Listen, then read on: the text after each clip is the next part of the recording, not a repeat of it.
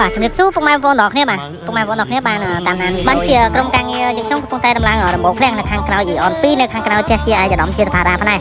បាទសម្រាប់ពុកម៉ែបងប្អូនទាំងអស់គ្នាបាទមានតម្រូវការផ្សេងៗចង់សាងសង់ឃ្លាំងធ្វើផ្ទះជួលបាទក្រុមការងារខ្ញុំមានទាំងទទួលទាំងដៃហើយនិងសំណង់ផ្នែកបាទយល់ទៅក្រុមការងារខ្ញុំមានទទួលមកកាផ្លេហ្មងបាទមិនថាតទឹកតភ្លើងការងារពីឆ្នាំផ្សេងអាចទំនាក់ទំនងក្រុមការងារខ្ញុំបាន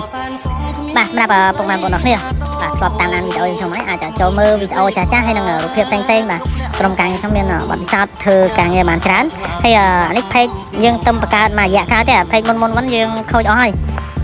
បាទសូមអរគុណសម្រាប់ពុកម៉ែបងប្អូនទាំងអស់គ្នាដែលចូលចិត្តបងឃើញខ្មៅស្រីអូនរៀបកំឈប់អូផ្លេចបញ្ជាក់ប្រាប់ថាឃ្លាំងហ្នឹងខាងមុខទូចខាងក្រោយធំបាទឃ្លាំងហ្នឹងវារីកខុសគ្នា2ម៉ែត្រអញ្ចឹងយើងឃើញដល់ណៃខាងលើវារាងឆាវអញ្ចឹងបាទបងឃើញខ្មៅពូនភ្នំខ្សាច់រួចអូនដាំងបាតអងទឹកស្រងព្រាំង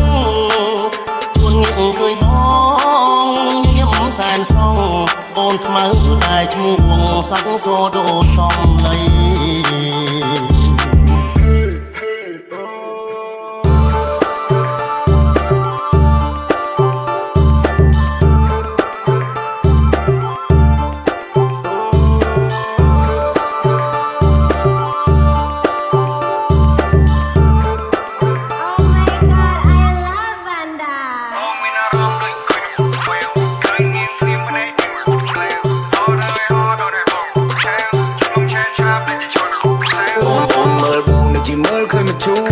បានឲ្យប្រាប់បងកុំចាំយូរដល់ចង់រួម baby make some move you need help baby I can do នៅជាមួយនឹងបងគ្មានអ្នកណាគេពេលជ្រាយ if we get along ឬពិបាកក៏ទៅជាងាយបាយបងបីត្រកងហើយខំទឹកអប់ដែលអូនភ័យបើសិនមកមានបំណងបងនឹងបើកជាឲ្យទូលាយបើគេមើលលើទុកឲ្យបងមើលក្រោមព្រោះចំណែនយើងប្រហែលជាមានតែមកចកោបើអ្នកចំណែនអូនគេចំណែននឹងរូបឆោបើគេចំណែនបងពួកនឹងមិនដែរចូលចំណោមបងឈ្មោះនួនល្អទេថាអូនស្មើតែតាមការផ្ដួងសាច់សមកថ្លៃតែមកកាយស្រីថ្លៃហើយខ្មៅពីតូចឆ្នាំថ្មីខ្មៅពេញក្រមរូបល្អសែនសំគ្មានស្រីណាដូចខ្មៅជាស្រីខ្មែរគ្រប់លក្ខសំសូនប្រាជ្ញាក៏ឆ្លាតស្ដាប់ពីម៉ែថ្ងៃនេះបនចូលឆ្នាំថ្មី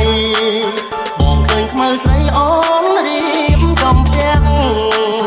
បោះរៀនទេវតាដាក់ការខ្វាយព្រាំងដាំស្ល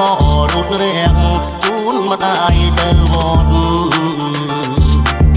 បងឃើញខ្មៅពូនភ្នំខ្សាច់រួ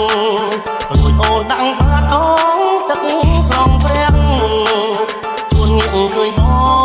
ងញៀមសែនស្រងអូនខ្មៅតែឈ្មោះសាច់សូដូសំលៃ RXDA check cause that shit